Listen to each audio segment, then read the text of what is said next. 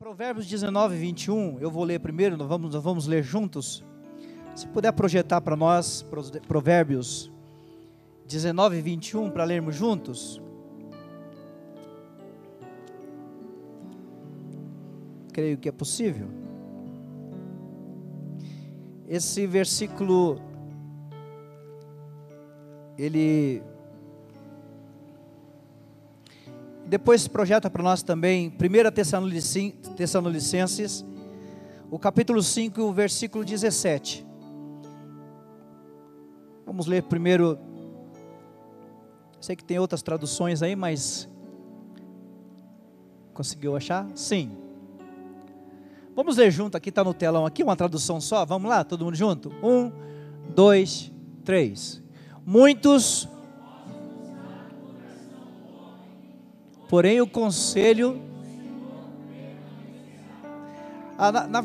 numa versão mais próxima do original, ele fala que muitas ideias, na realidade ele vai falar, não numa questão de propósito, mas vai falar numa questão de desígnio. Fala, existem muitos desígnios no coração do homem. Porque coração é apenas uma ideia daquilo que eu penso em fazer. E o propósito, que como está conselho ali, na versão mais próxima do original, ele fala assim, mas o propósito vem do coração de Deus. Porque propósito, ele está falando de questões de colocar em prática. É diferente de você ter uma ideia daquilo que você quer fazer. Então ele diz assim que o homem tem muitas ideias. Muitas ideias. Existem coisas na cabeça do homem, até porque o mundo, a mudança do mundo, eu sempre gosto de frisar sobre isso, e não é porque não leio o Estadão, não é isto, que graças a Deus sou um bom leitor, não é falta de assunto. Porque eu, como filho de um bom nordestino, já nasci com muita coisa para poder falar. Falo, se deixar, falo a noite inteira. Não é? E imagine tendo alguma coisa para poder falar. Mas a gente entende um pouco que o mundo, ele vive mudanças todos os dias. Você vive um ideal hoje, você sonha alguma coisa para hoje, mas amanhã você acorda tudo que você sonhou. Então por isso que é uma ideia, alguma coisa que você tenta colocar em prática, a questão do desígnio. Então quando o poeta está dizendo, quando Salomão está dando um conselho falando assim, olha, existem muitos desígnios no coração do homem, ele fala assim, na cabeça do homem, no coração do homem, o homem tem muitas ideias, sim ou não? Nós temos muitas ideias, mas o propósito, ou seja, o dom, o poder de exercer, está em Deus. E esse versículo ele chamou bastante a minha atenção, e eu fui metido também a pensar um pouquinho em 1 Tessalonicenses capítulo 5, o versículo que nós, versículo 17, posta para nós aí por favor. Ele fala assim, orai sem cessar. Orar sem cessar. E eu parei um pouquinho para meditar sobre isso. A velocidade que as coisas mudam, nós como seres humanos, apesar de Jesus nos chamar um pouco de achar que Jesus ele coloca nós numa plataforma de alienígenas, parece um absurdo, mas não é, né? Alguma coisa está em outro além, que ele diz que nós estamos nesse mundo, mas nós não somos desse mundo, apesar de habitarmos esse mundo, não somos desse mundo. Então ele nos coloca neste mundo, como plano original de Deus, mas ele fala assim, vocês não são desse mundo. E nós estamos inseridos nessa velocidade de mudança que nós vivemos. O tempo que a gente vive, em que nós nascemos, irmãos, e aí eu vou falar sobre isso numa outra ocasião, mas dá uma pincelada, o mundo que nós vivemos. Você já parou para pensar a loucura que é esse mundo que você vive? E aí você tem que ficar pensando assim: poxa, mas eu sou crente, eu sou cristão nessa área, ou eu ajo como no cristão?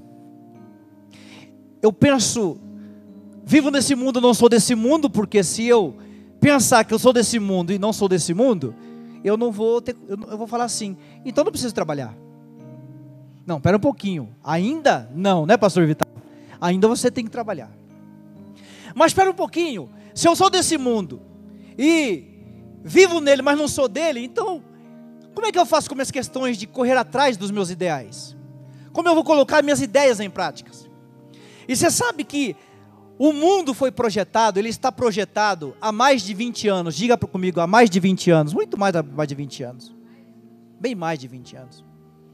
Eu escrevo alguma coisa sobre isso, tenho aqui algumas anotações aqui, desde 1997, quando veio as aparições, quando o nosso país ele estava saindo de um ponto de subdesenvolvidos, e você pode buscar, então em 97, 98, nós estávamos nos deixando de engatear um pouquinho para a gente sair um pouquinho ainda meio córcovas, como nós estamos ainda, de país subdesenvolvidos, para entender que nós somos país de primeiro mundo, mas que na realidade nós fomos inseridos dentro de um mercado, e esse mercado, esse monopólio que nós estamos vivendo, eu não vou pregar sobre isso, só para a gente entender um pouquinho sobre mudança que nós vivemos. Isso são fatos, em que os cientistas do mundo, que conspiram sobre isso, eles colocou a humanidade dentro de uma caixinha, cercou o homem em 5 continentes. Você sabe o que é colocar um planeta dentro de 5 continentes? Que é a maior mentira que nós vivemos. 5 continentes apertados, aonde hoje nós já vivemos uma crises, independente da crise que nós vivemos hoje, nós temos crises que vivemos, crises planejadas, que se você observar a notícia da manhã, sempre é uma manipulação, para que você entenda apenas uma coisa: você nasceu no mundo e você nasceu para ser escravo, e você não tem direito a nada. Eles dizem para nós assim: ratinhos de laboratórios, e nós somos arremessados para lá, somos arremessados para cá, fazem experiência com você aqui, não dá certo, você viu que não deu certo, aí empurra você para um outro tipo de mercado, você fica também sufocado naquele lugar, e nós ficamos perdidos dentro disso tudo, e o ideal de Deus, é aqui que eu quero começar a falar com vocês. E eu, com essa questão de vivo neste mundo, mas não sou desse mundo. A política é inserida em todos os lugares, inclusive dentro das nossas igrejas. Pastor, irmão, eu não vou começar a falar muita coisa aqui, que muita gente pode se escandalizar. É verdade ou não é, pastor? Irmão, vocês não entendem. A gente está aqui sentado como crente, irmão, com essa carinha de ovelhinha que a gente tem aqui, que a gente chega aqui, todo mundo faz cara de crente, né? Dá uma olhadinha por irmão que está ao seu lado e fala: hello, meu irmão. A gente faz aquela cara de piedosos, de bons cristãos que somos. Mas quanta política, nós estamos envolvidos com tantas políticas, sem percebermos, nós fazemos até a acepção de pessoas, sentado com as pessoas à nossa cadeira, ao nosso lado. Criamos políticas na questão de amigos, e usamos até a palavra de Deus, somos corajosos e dissemos que fazer. Não é, pastor, é que a Bíblia fala que quem encontra um amigo, encontra algo muito mais do que um irmão. Temos a coragem, a sábia coragem de dizermos isso, para poder sentar em cima da verdade, de que realmente nós somos orgulhosos, e não comungamos e não participamos como irmãos em Cristo. Mas a gente pensa, o sistema colocou nós nessa ideal. Se você assistiu o filme Matrix, reassista novamente e presta atenção no que diz Matrix. Ora, nós estamos dentro de um fato que quem não acompanhou na semana, o assunto da semana, o boom da semana, que deixou muitos evangélicos assustados, foi um dos casais de gays que aparece numa das novelas da Rede Globo, que muito crente assiste e ainda ora até por aquele casalzinho de gays que estão por lá. Nós não fazemos acepção de pessoas, querendo deixar bem claro. mas não podemos concordar. Ele diz o seguinte: não há problema, porque a Bíblia, não precisamos viver a Bíblia, porque a Bíblia é uma coisa que foi escrita há muitos anos atrás, nós vivemos numa outra época. Você pensa que não tem irmãozinho que quis sair do armário, não? Que teve irmãzinha que não quis sair do armário, não? Matrix. Uma das frases de Matrix, principalmente no segundo, quando o ator pergunta: o que é Matrix? Uma mentalidade de pessoas escravas, dominadas pelo conceito da tecnologia. Eu baixei uma greve de tecnologia. As pessoas falam: você leu meu e-mail? Ô, irmão, tá difícil ler e-mail. Você ouviu minha mensagem no Facebook? Ô, irmão, você mandou no Facebook, tá difícil. Vamos voltar a usar o telefone. Escreva uma carta. Porque nós estamos vivendo Matrix e não estamos percebendo que o investimento de Deus, posso começar a mensagem sim ou não? É o que Paulo tenta explicar para os irmãos naquele tempo, a evolução das coisas. E aí Paulo, ele dá uma série de conselhos. Você vai ver, você lê Tessalonicenses 5, você vai ver que ele dá um monte de conselhos. E quando ele está terminando o conselho, ele fala o seguinte: orai sem cessar. O que quer dizer orar sem cessar? Aí foi aonde Deus falou para mim: ei, Wilton, essa é a palavra que eu quero que minha igreja comece a entender. Deus me chamou pelo meu nome. E até eu fiquei me confuso, porque há tantos anos me chamam por Guto, que eu falei: Wilton, sou eu? Sou eu, meu Deus. Wilton, sou eu. Ei, Wilton, sabe o que quer dizer essa palavra? Eu falei: eu até sei, mas se o Senhor tem alguma coisa para me ensinar, eu preciso aprender. Então o que vem do Senhor? O Senhor diz para mim assim: investimento.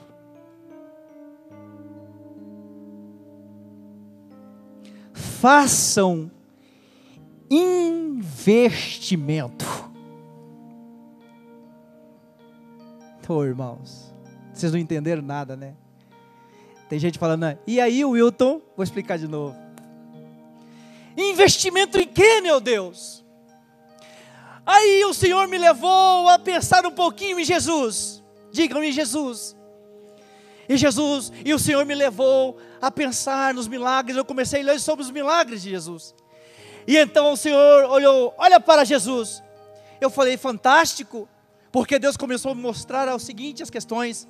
E Jesus então entrou numa cidade, e lá na cidade vinha uma determinada criança morta sobre um esquife, e chorando, e Jesus para aquela multidão, no meio do caminho, numa cidade próxima, saindo de Naim, porque é uma cidade tão próxima, uma cidade tão pobre, irmãos, que não tinha um cemitério naquela cidade, e aquela mulher está saindo da cidade dela, para poder enterrar o seu filho em outra cidade, em outro bairro, e Jesus manda parar aquele esquife, para esse cortejo.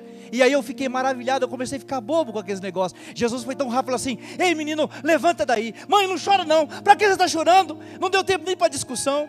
Menino, levanta daí. O menino se levanta e vai brincar novamente. Eu fiquei assim, anestesiado. Quando Jesus olha para aquela mulher córica e fala assim: o que está acontecendo com você? Oh, demônio, sai da costa dessa mulher. A mulher se endireita. Oh, que coisa maravilhosa. O homem com a mão mirrada, ninguém sabia. Aquele homem naquela congregação naquele dia, e aquele homem não poderia estar lá, porque a lepra havia secado a mão dele, e Jesus enxerga aquele homem com aquele lenço voltado, sabia que aquele homem estava no lugar onde não deveria estar, ele deveria estar no Vale dos Leprosos, e Jesus olha para aquele homem assim, irmãos, foi fantástico isso essa tarde. Receba a cura nessa mão aí, rapaz.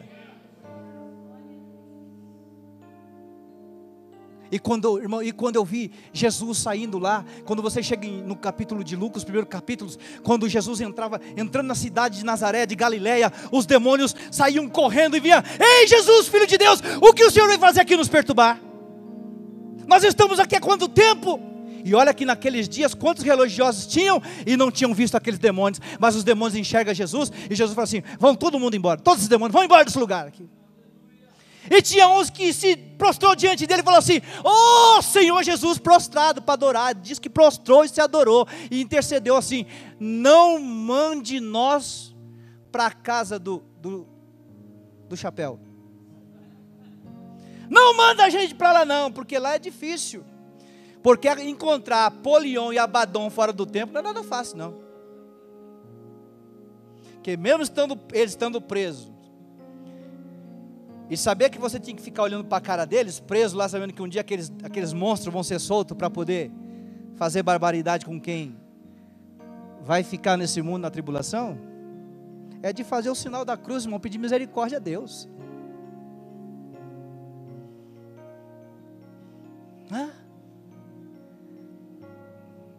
Sabe, eu viajei em vários milagres, vários. Oh, aquele demoniado, quando chegou naquele de Gadara, né? E aquele endemoniado vem: não, mestre, não entra lá, porque esse homem, ele é tão forte, ele quebra a cadeia de tantos demônios que existem, amarraram ele no cemitério, não passa lá, porque ele vai matar o senhor também. Mestre, não vá lá, o senhor vai em qualquer lugar aqui, menos no cemitério. E Jesus falou: é lá que eu vou. E quando Jesus chega naquele lugar, ele liberta aquele homem, e aquele homem foi liberto, que abriu uma igreja. Começa uma igreja através daquele homem. E aquele jovem lunático? Aí eu pirei.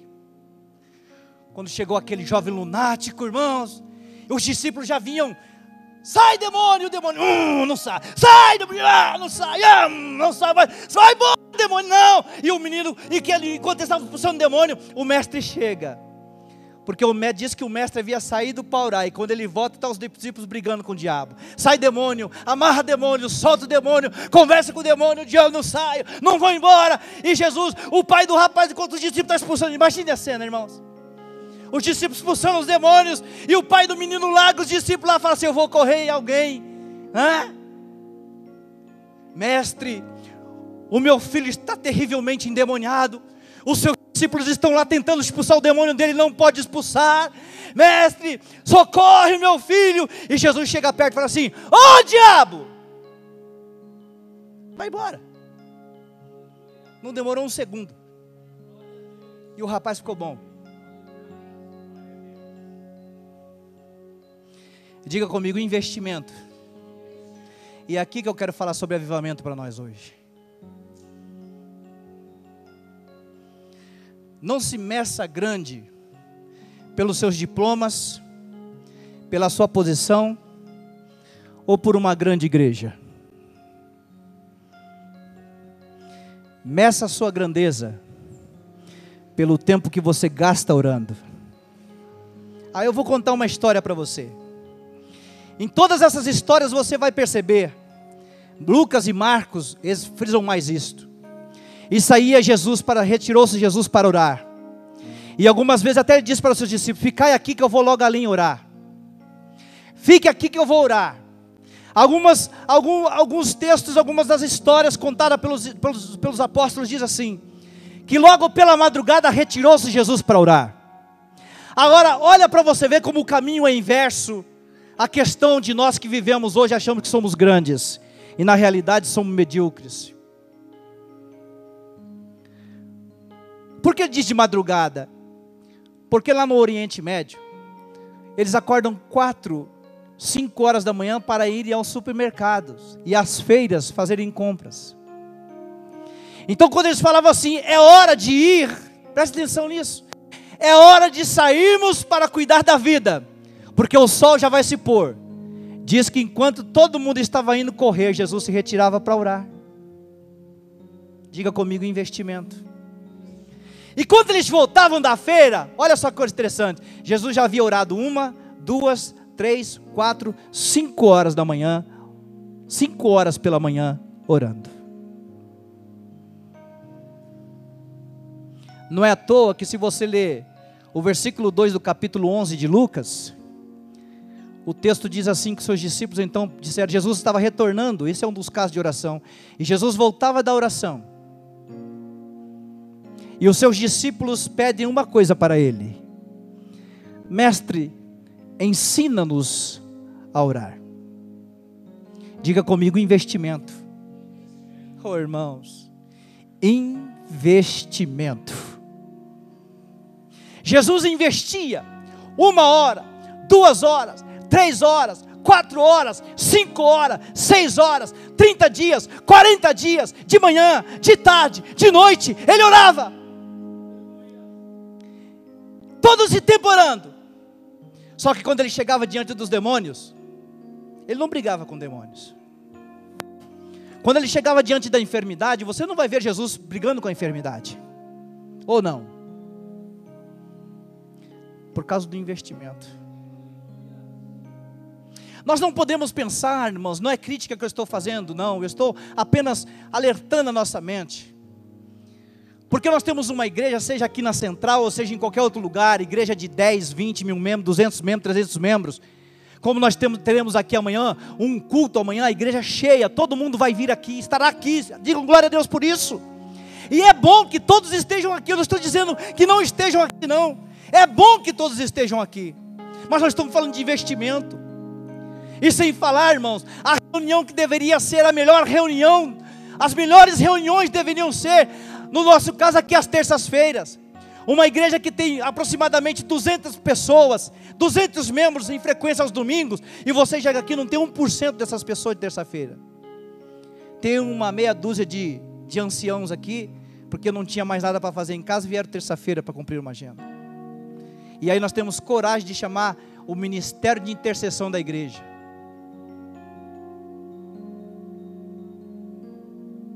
Ou não é? E que na Bíblia você vai ler de Gênesis e Apocalipse, você não vai encontrar ministério de intercessão. E nem ministério de oração. Nós oramos em conjuntos, eu não sei nem por que oramos juntos. Porque na realidade nós deveríamos aprender a investir. Fazer investimento. E a oração, irmãos, ela me faz entender, não é a mão de Deus. Porque nós oramos querendo ver a mão de Deus. Até porque nós paramos de orar porque não vemos a mão de Deus agindo. E oração não é para você conhecer a mão de Deus, porque a mão de Deus ela fala dos milagres. Ela já fala do milagre do dia a dia. Ela já fala da relva que vai crescer, do pássaro que vai comer, não vai plantar, não vai colher, não vai juntar em celeiro. A mão de Deus já fala tudo isso. A mão de Deus já fala que sem linguagem, sem fala, um dia faz declaração para outro dia. Isso é a mão de Deus. Mas quem investe em oração, ele não conhece a mão de Deus. Provérbio 19 é o que nós lemos. Ele conhece a mente de Deus. A mente de Deus é mais importante, irmãos, do que a mão de Deus. Porque a mão de Deus, nós vivemos o favor de Deus. Nós como seres humanos, nós temos poderes. Nós não temos ultrapoderes, mas nós temos poder de decidir um monte de coisa na nossa vida. Inclusive de querer investir ou não em oração. Mas a mente de Deus me fala do propósito de Deus. E qual é o propósito de Deus? O propósito de Deus é que nós conheçamos a Ele. O propósito de Deus é que a gente conheça a palavra dEle. E não que a gente fica tentando fazer Deus falar conosco. Fala Deus, fala Deus. Porque quando eu conheço a mente de Deus, eu vou entender que a palavra de Deus é a mente de Deus. E quando eu invisto, e eu faço investimento em oração, irmãos, em orar, eu estou fazendo um grande investimento. E oração não é sacrifício, oração é investimento.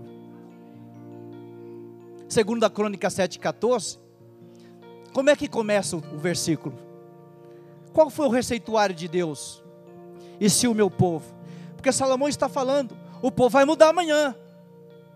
Senhor, o povo amanhã, hoje eles estão aqui, oferecendo esses milhares, dezenas de milhares de animais, hoje eles estão aqui. Mas se amanhã eles caírem? Eles podem mudar de opinião amanhã. E se amanhã eles mudarem de opinião? Ele está dizendo que hoje eu fiz um investimento. Hoje nós estamos fazendo um investimento. Quer dizer que amanhã o investimento de hoje não serve para amanhã? Ele pode até preparar o dia de amanhã. Mas porém, cada dia eu preciso aprender a investir. Então ele fala assim, 2 Crônicas 7,14: se o meu povo, que se chama pelo meu nome, primeira coisa que ele precisa fazer, qual que é? Humilhação. E o que é se humilhar? Se humilhar é você deixar de ser você mesmo, é você ficar pensando nas ideias que você tem para colocar em prática. Se humilhar é você reconhecer que você sem Deus você não é nada. Se humilhar é você dizer para Deus e dizer para você mesmo que você é simplesmente um ser humano, que até mesmo o espírito que está dentro de você não pertence a você, você não é dono dele. Se humilhar é você entender, primeiramente você entender que a alma que você tem dentro de você, essa alma não é sua. Você tem a responsabilidade dos seus ideais, os seus pensamentos de querer fazer ou não, você tem a responsabilidade de levá-la para o lado certo. Mas porém ela não pertence a você, porque lá no último dia, quem vai dar cabo dela é Deus.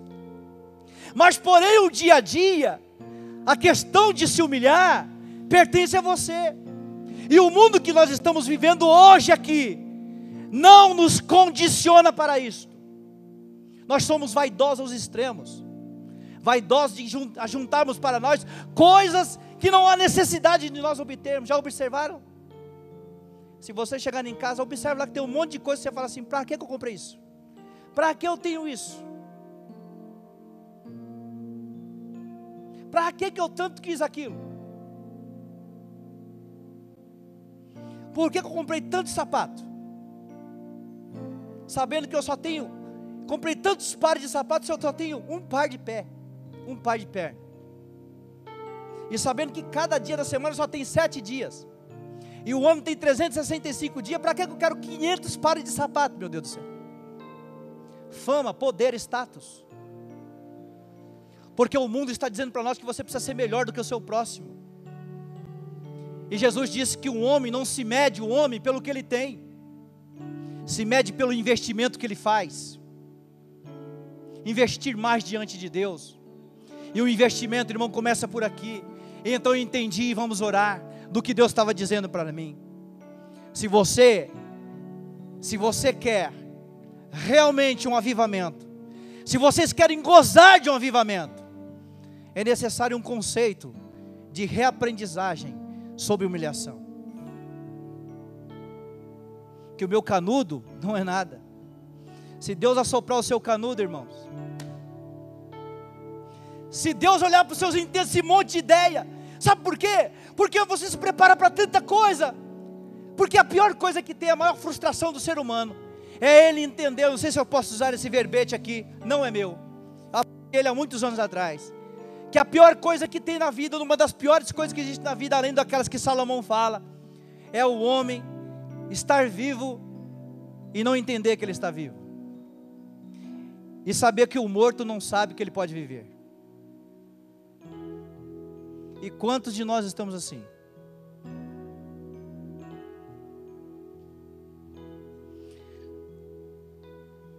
Nós vivemos 24 horas para nós, e em 1 minuto a gente quer ver milagre. Nós vivemos 5 horas fazendo coisas para nós e queremos milagre em 1 minuto. Jesus fazia diferente, o inverso. Investimento.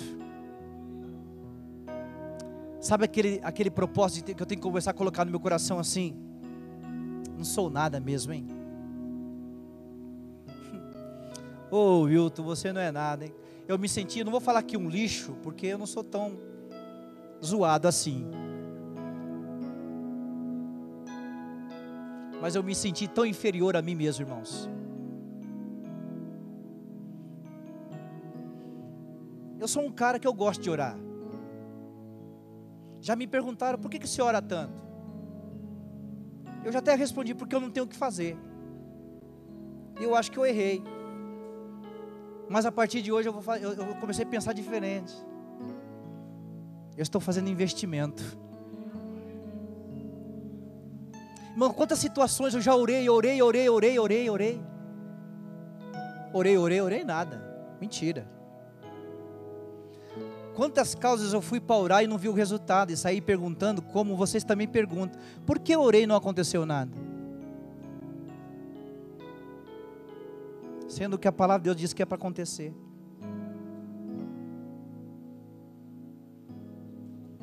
É porque eu não investi.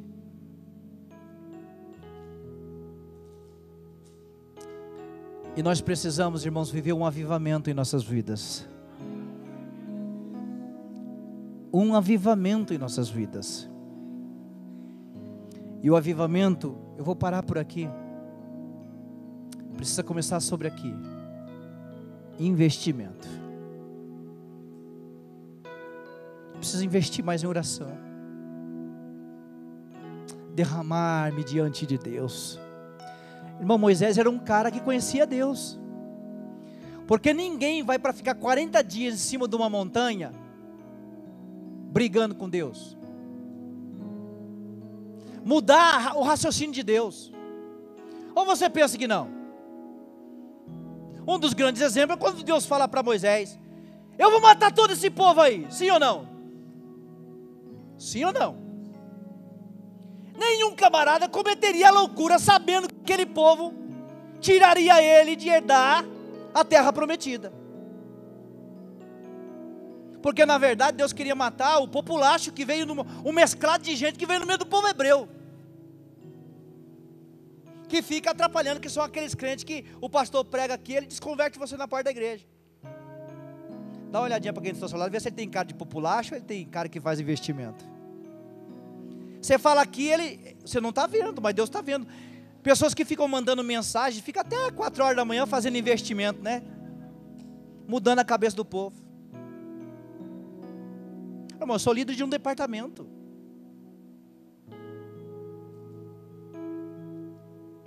Eu estou debaixo da bênção do meu pastor, sim ou não, pastor? Eu sento com ele e confidencio coisas. E tem hora que a gente fala assim, temos que orar. Não é, pastor Vital? Irmão, nesse caso a gente tem que orar.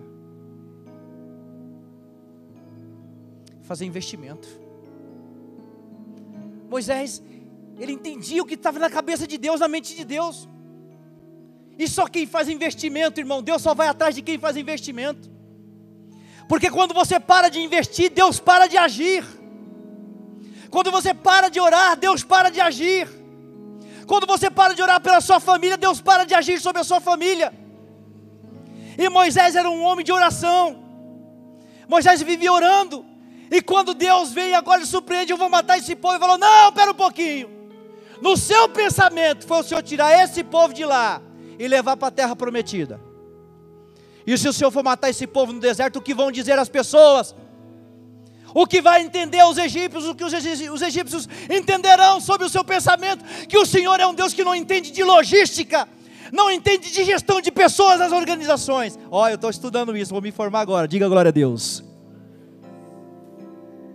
O Senhor não entende nada de gestão de conflitos, estou estudando isso, diga glória a Deus. Vou pegar o canudo já já. O Senhor não entende de logística. Ou você acha que o povo não entendeu? O Senhor fez aquela barbárie toda lá, bagunçou o Egito, largou aquele pobre miserável, sem nenhum boizinho para poder, uma vaquinha com, meu Deus do céu, uma carreira de teta para tirar leite para dar para as crianças dele. O Senhor tirou tudo de lá. O ouro e a prata veio tudo conosco. Eles pagaram o tempo de casa para nós. Para que eles pagaram? Para o Senhor matar esse povo no deserto? Se for para o Senhor fazer isto, aproveita então, já risca o meu nome do seu livro e já me mata junto. Irmãos, mexeu com a mente de Deus. Aí Deus falou, não é que esse camarada está certo? Não é que é uma verdade? Mas só toma essa atitude diante de Deus quem conhece a mente de Deus, irmãos. Você só pode exigir salvação para a sua família se você entender que você precisa investir mais e mais, e deixar de ser você, e Deus ser mais na sua vida, e a mente de Deus estar na sua vida. Se você quiser ver os recursos de Deus sobre a sua vida, você precisa viver, ainda que seja o maná e as cordonices, você precisa conhecer a mente de Deus. Se eu quero viver um avivamento total na minha vida, é lógico que eu não vou viver como um vagabundo por aí. Não, eu tenho que cumprir a lei da sobrevivência, que está lá em Gênesis capítulo 3, que o homem tem que pisar no espinho mesmo, o homem tem que ver o suor do rosto dele. Mas espera uma coisa, Deus manda o homem fazer isto, mas se você observar, Deus tira o homem da face dele, mas deixa o homem ao redor da face. O homem trabalhava em volta no jardim, porque a extensão era grande. Olhe para aí, observe isso, que eu estou pregando Bíblia para você. Eu falei que eu sou um bom filho nordestino e leio o Estadão e a Bíblia também.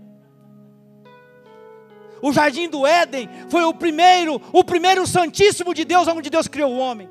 O homem peca, Deus coloca ele no segundo estágio da distância de Deus.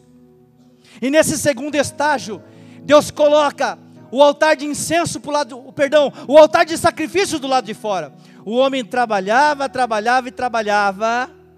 e quando ele voltava, não estou falando sobre dízimo e oferta não, deixa eu avisar, estou falando sobre avivamento. Trabalhava, pisava no espinho, arrancava pedra, arrancava toco, e Deus mandava chuva, mas no final da colheita, ele vinha com os pés cheios de pereba, mas ele tinha que trazer adoração. Então você dá a volta no jardim, mas não esqueça de voltar, que tem um altar de adoração aqui todos os dias. Agora, Adão, não sou eu quem venho, agora você que tem que investir. Invista no altar da adoração. Como é que eu sei disso? É só você ler o capítulo de Gênesis. O livro de Gênesis você vai ver que Deus deixa o altar da adoração. Sabe quem descobre isso? No capítulo que nós falamos, lá no capítulo 5, capítulo 6, você vai ver que Sete, e nasce-lhe um filho chamado Sete, e Sete então percebe que a fumaça atraía Deus para aquele lugar. Investimento, e começou a humanidade a invocar o nome do Senhor. Mas alguém teve que investir para Deus descer, e o que ele está falando em 2 Crônicas é isto.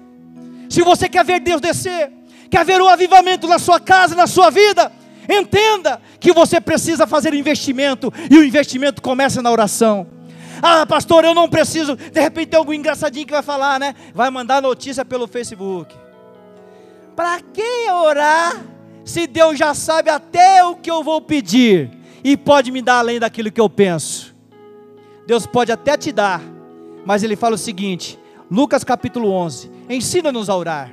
Pai nosso que está no céu, santo seja o seu nome, santificado seja o seu nome, venha a nós o seu reino, seja feita a sua vontade. Perdoa quando perdoamos nossos devedores, amém. E lá no fim ele fala o seguinte, mas vocês entendam uma coisa, que o prosseguimento da oração é assim: o que bate se abre, o que pede recebe, o que busca encontra. Diga comigo, investimento. Você não pode ensinar seu filho, pai, que se ele fizer bagunça na igreja, ou se ele não tirar nota boa na escola, você vai pôr de castigo orando.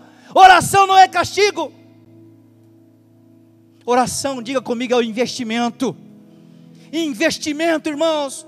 E se nós queremos ver milagres instantâneos, comece a gastar mais tempo com oração. Gaste mais tempo com Deus do que com o frisado do seu cabelo. Gaste mais tempo com Deus do que o lustro do seu sapato. Gaste mais tempo com Deus do que o seu Facebook. Porque nós passamos horas no Facebook e nós passamos 1 minuto com Deus. E olha lá, ou se não for o 10º do minuto, do seguinte segundo. Gaste mais tempo. E eu gostaria de nós parássemos aqui e fizéssemos um investimento e pedir ao Senhor, ajuda-nos a orar. Quem está afim? Pastor, eu vou acabar com esse negócio de ficar brigando com o demônio. Pastor, eu vou acabar com esse negócio. Eu vou investir. Vou investir na oração. Ah, mas pastor, já oro. Ora um pouco mais. Já orei hoje. Ora um pouco mais. gente, nós somos aquela igreja, presta atenção no que eu estou falando aqui. Os nossos jovens já não sabem mais o que é isso. Ou sabem?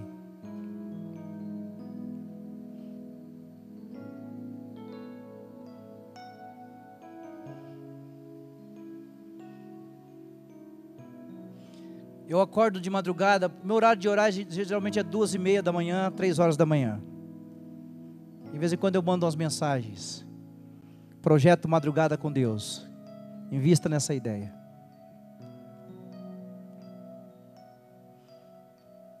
E se você abrir o Facebook, você vai ficar assustado quantos jovens estão online. Eu já fiz teste e falei assim: oi, irmão, a paz. Olha, não demorou assim, foi um relâmpago. É uma digitalidade para poder... Falei, Cristo amado. O cara está acordado 3 horas da manhã. Como é que essa pessoa vai trabalhar? Que disposição que ele tem? De vez em quando a gente se levanta para dar uma volta na igreja, né? E não é proposital, não. Aí a gente sai para poder resolver alguma coisa, fazer algum comunicado importante. A gente vê que tem gente acessando o Facebook no horário do culto, mandando uma mensagem para Deus. Não, só pode.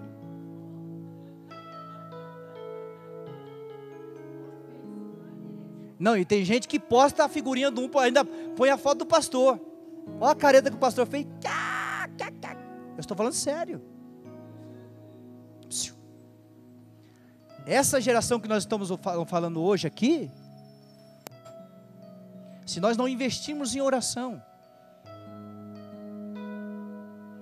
essa geração é o que Jesus falou assim: porventura quando vier o Filho de Deus, vai achar fé na terra? Porventura, eu estou falando dessa geração, e nós que fizemos parte da geração, que somos os dinossauros da fé. Opa, espera um pouquinho, pastor, vai devagar aí que não é bem bagunçado assim não. Nós que somos os dinossauros da fé, já compramos a ideia de que já oramos para Jesus não voltar no sábado. Ô irmãos, isso é uma coisa fora de lógica. Se eu tivesse que dar um dia para Deus, eu não estou pregando adventismo, eu não estou pregando religião, porque Deus não mudou o dia dele, e Ele diz que isso é conserto eterno. Ensina para todas as gerações que o homem trabalhe 6 dias, e no 7º dia ele tem que ter um encontro comigo, porque está falando o seguinte: você está correndo risco de vida se você passar 7 dias da semana sem falar comigo. O 8º dia não existe, já é o 1º dia, e o sol não pode se colocar sobre a semana que vem. Eu vou dar uma notícia que vai te escandalizar, mas eu não estou muito preocupado com o seu escândalo não, porque ele vai te ajudar. O filho daquele homem, do jovem lunático, aquele demônio, todas as vezes que a lua mudava, por isso que é jovem lunático, o pai abriu a brecha, e todas as vezes que a lua mudava de face, uma legião de demônios pegava aquele rapaz, e o pai, como bom sacerdote que era, não podia expulsar o demônio daquele rapaz.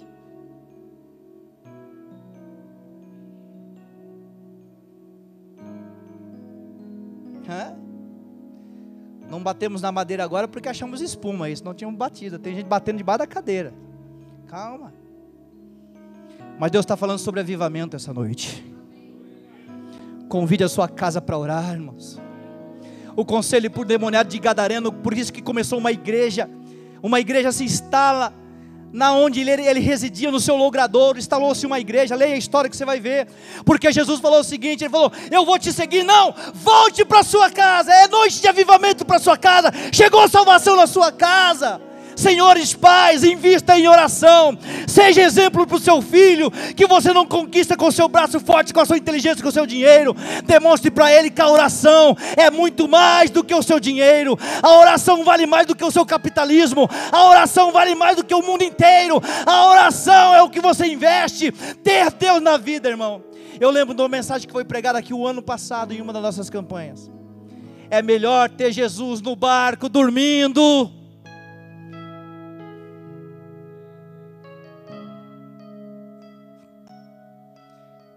porque na tempestade não ter Jesus. Porque com Cristo no barco, ainda que esteja dormindo, irmão, é Cristo que está no seu barco. É como aquela cançãozinha, quando vocês colocam de pé, que já falei demais. Aquela cançãozinha que eu cantava e que muitos de nós cantamos, tem jeito do meu tempo, eu não vou perguntar para não ficar chato. Com Cristo no barco, tudo vai muito bem.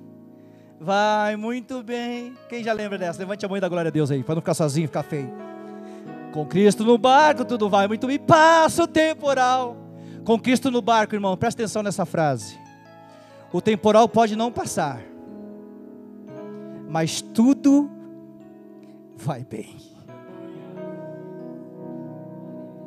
Eu tenho que ser um cristianismo que tem o Cristo na minha vida, e não um cristianismo que quer a mão de Deus.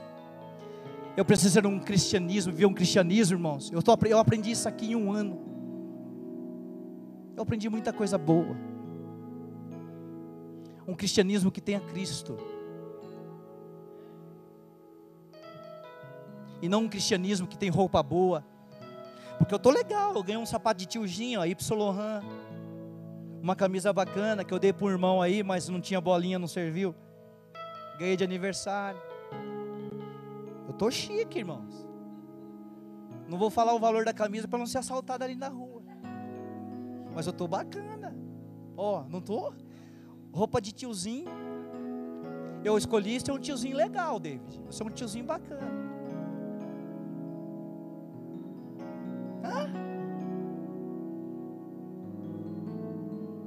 Tenho roupa legal. Mas que adianta ter toda essa roupa legal, irmãos, e não ter um avivamento na minha vida? Não tem importância que hora que eu tenho que chegar na igreja, o que está acontecendo. Veio um pastor chinês pregar aqui esses tempos atrás, pesquise isso. Ele ficou escandalizado com a igreja brasileira, ao ponto dele postar que ele não sabe se a China está errada em servir a Deus, ou se é o Brasil que tem muita intimidade com Deus. Que na adoração as pessoas conversam, brincam, chegam na casa de Deus de qualquer jeito, não se saudam.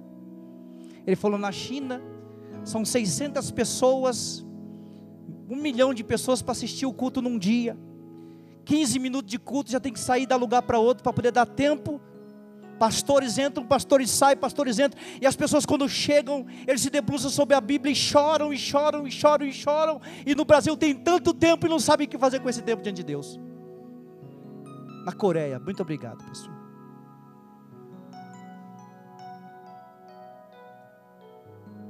Eu quero orar com você. Pastor, eu vou orar mais. Eu fiz greve de Facebook essa semana. Eu só entrei para poder postar algumas coisas do ministério, mas muita gente me perguntou, eu falei, não sei de nada, irmão, só sei daquilo. E o que o senhor fez da meia-noite às 6? Ô, pastor Zeli, vamos orar, irmão. Vamos orar. Eu estou em casa com condições que eu preciso, eu estou vendo a mão de Deus todo dia, mas eu estou inconformado, eu tenho que orar.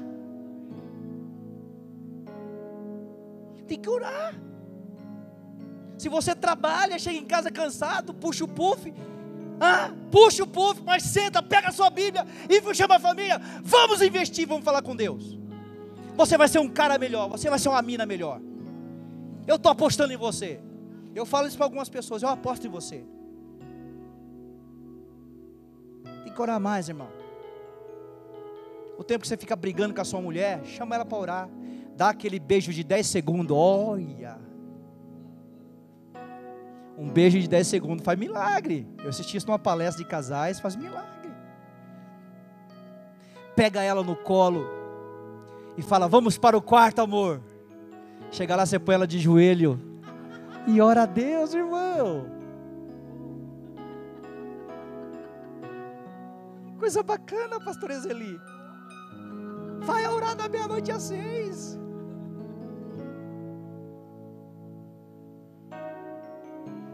E deixa as crianças na porta do quarto ouvindo o gemido do seu clamor.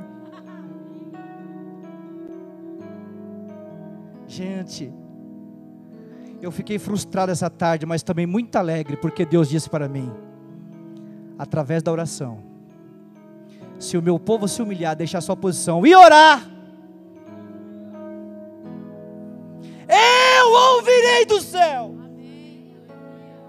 perdoarei os seus pecados. Eu sou capaz de perdoar e apagar as façanhas malucas que você fez. E vou sarar a sua terra, vou sarar seus ideais, vou fazer acontecer coisas grandes e firmes que você não sabe. Enquanto você medita nesses 5 minutos para orar, levante a sua mão. Só você que entendeu a palavra de Deus. Em vez de assistir o Faustão, irmão, vá orar. Bem feito, investiu 1h30 vendo o Corinthians perdeu, está aí agora com essa cara de Zé, corintiano frustrado. Eu fui um deles, podia ter ido orar. Eu falei, eu podia ter ido orar. Da próxima vez eu vou orar, amanhã eu vou orar. Não, amanhã eu estou nisso. Levante a mão, faça um concerto com Deus e fala, eu vou viver o avivamento. Eu não sei você, mas eu vou viver um avivamento. Eu vou viver, louvar-te, essa é a minha expressão. Se quebrante diante de Deus.